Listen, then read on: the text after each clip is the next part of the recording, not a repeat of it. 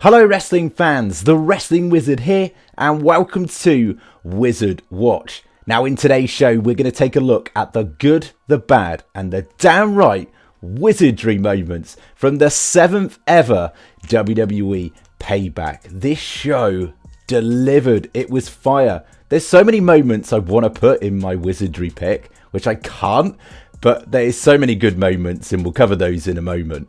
But as always, before we get into the juicy stuff, it'd be much appreciated if you could like the video, share the video, and even better, subscribe if you're new. So let's cut to the chase. Now, my first pick for good moments on tonight's show has to go to the Pittsburgh Steel City Street Fight match. It was fire. Of course, the undisputed tag team titles on the line. So many amazing spots, and the one spot that will stand out and will stand out for some time for me was that swanton bomb that KO delivered off some balcony to Dominic Mysterio. That was fire. Rhea Ripley spearing KO through a barricade. JD McDonough of all people saving Damian Priest's ass, saving the Judgment Day's ass in the matchup. Of course, the Judgment Day getting the victory. Dominic walloping Sami Zayn over the head with that Money in the Bank briefcase. You knew that was going to play a part, right?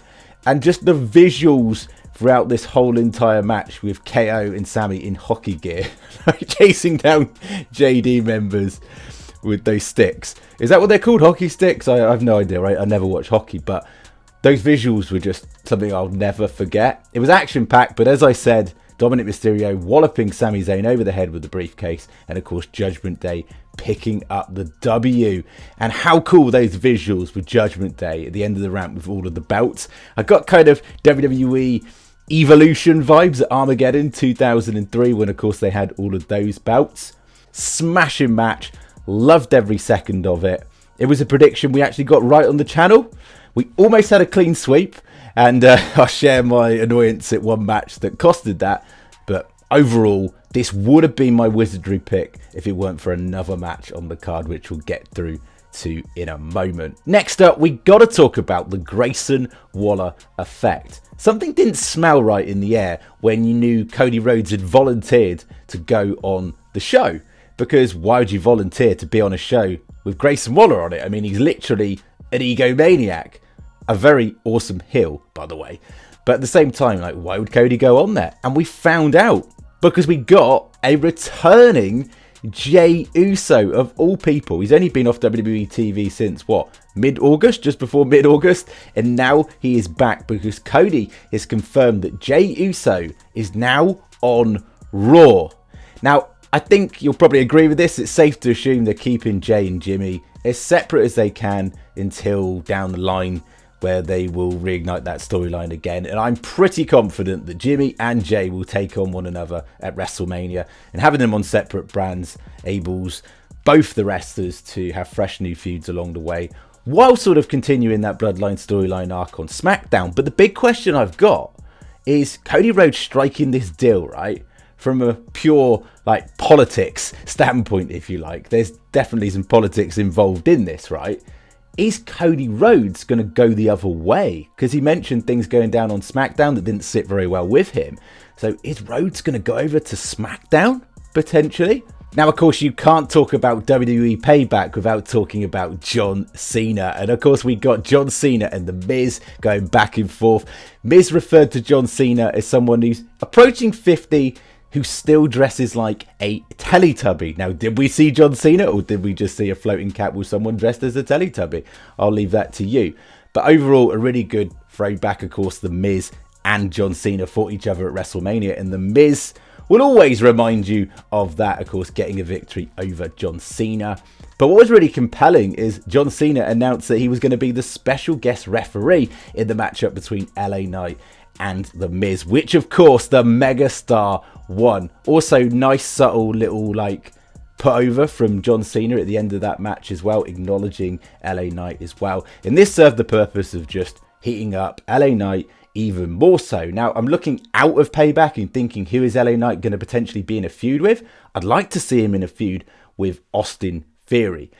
But at this stage, to be honest with you, LA Knight is going to absolutely smoke Austin Theory on the mic. Austin Theory really needs a credible feud. It seems like he's teaming alongside Grayson Waller, so maybe there'll be more to that. But I'm massively down for a LA Knight Austin Theory feud, which we may potentially get. We'll have to wait and see. Another good moment from tonight's show. It was pretty stock, it was pretty standard, but the Raquel Rhea Ripley match delivered, I think, in my eyes. It certainly made you believe in Raquel as a credible act. Now, I'm not a massive fan of the presentation of Raquel. I don't like the way she does the lat spread and smiles. I'd love her to do the lat spread with some badass music, like not smiling, looking menacing as a heel. Personally, that's the way I'd like to see her booked.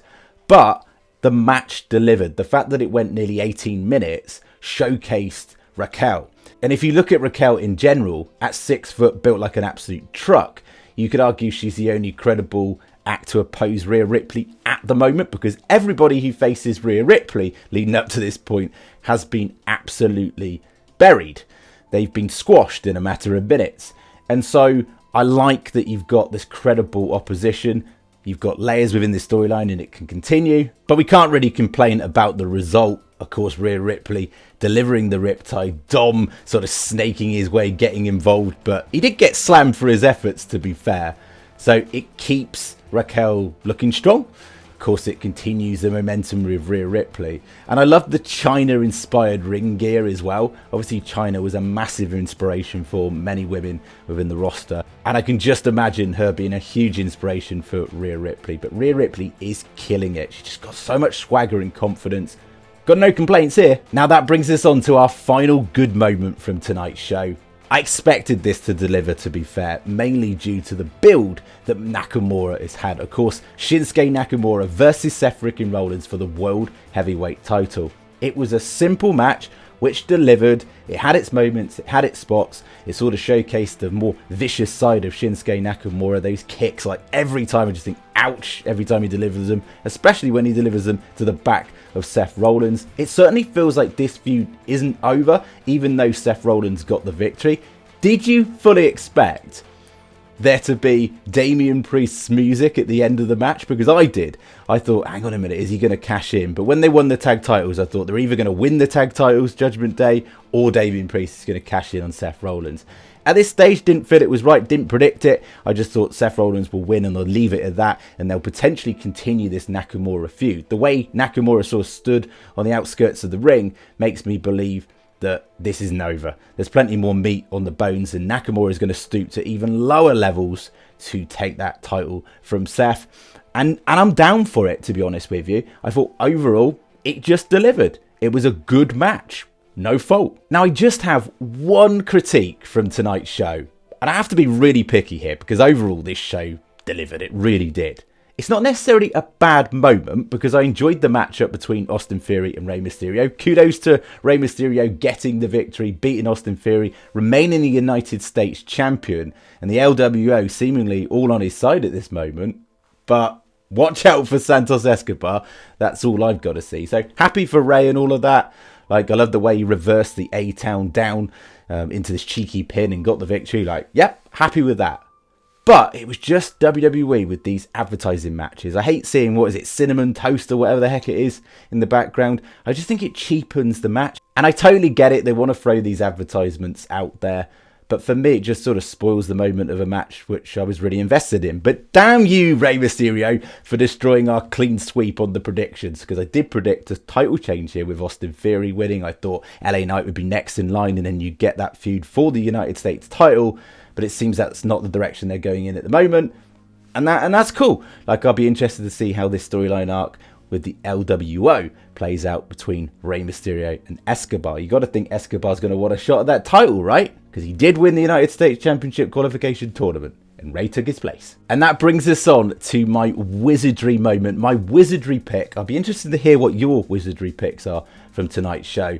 But it's got to be a match of the year contender. The steel cage match between Becky Lynch and Trish Stratus. This delivered big time. I was open mouth. That superplex off the top of the cage from Becky to Trish. Like, wow. Absolute fire. Also, I love the paying homage to Victoria versus Lita in the first ever women's steel cage match, with, of course, Trish delivering the Widow's Peak on Becky and Becky hitting the Twist of Fate on Trish. I just love it, those subtle little details as well. But this just established Trish's comeback is a big deal. Like, Trish has killed it in her heel role. She's killed it in this feud, to be honest with you. And I know it's dragged out, and I know many feel that SummerSlam should have been the place to deliver this match. But with this match delivered, time-wise, as well as this delivered at Payback, I thought it was just an incredible match throughout. It's shown the vicious sides of Trish, the vicious side of Becky. And do you know what I really like about this matchup? Not only was it fire, a match of the year candidate alongside the street fight match as well. Literally on this night, we got 2 match of the year candidates, definitely to throw into the mix, both of those matches. But I love the fact that they kept the victory decisive, clean. Becky Lynch gets the victory, beats Trish, and then you get the tease for what's coming next. Because, of course, we saw Trish's protege, Zoe Stark, get involved, try and help her. It didn't work. Trish got in a strop, slapped Zoe Stark at the end of the matchup. And then, of course, Zoe Stark landed Trish Stratus on her ass, basically. Took her out. So are we going to see a feud between those two? And also, they've teased again, yet again, an interaction. There was another interaction between Becky Lynch and Tiffany Stratton, the current NXT Women's Champion. So are we going to see Becky Lynch appear on Tuesday nights in NXT? I reckon there's definitely going to be a feud between those two. So what I love about it with WWE at the moment is they're always teasing what's coming next. It's not that just random, oh, we're just going to make up feuds for the sake of them. They actually make sense logically in this long-term storyline arc that we get with WWE at the moment. And I'm really intrigued to see the feuds that are in the pipeline as well coming up next. But overall, a fantastic show, and that match for me had to take the Wizardry moment. It was a tough bit between that and the street fight, but overall I just thought this show delivered. If I could grade it, and I'm going to grade it, I'm going to give it an A. I'm honestly going to give it an A. I think it was that good. And I think WWE needed to deliver with this. It's been a very sad couple of weeks in the WWE universe. Obviously losing the late, great Bray Wyatt. Absolutely horrific. And still personally coming to terms with that. So this, as a fan, got me back up. It got me feeling good about WWE and knowing, being safe in the knowledge that knowing that WWE is in a fantastic place moving forward. So if you're hesitant to watch WWE again because you miss Bray, you know, like I do as well, just give it a chance because they're killing it. All these PLEs have delivered. So what did you think of tonight's show? As always, get down in the comment section and share your thoughts and opinions. And as always, of course, it's very much appreciated if you could like the video, share the video, and even better, subscribe if you're new, and we'll catch you in the next one.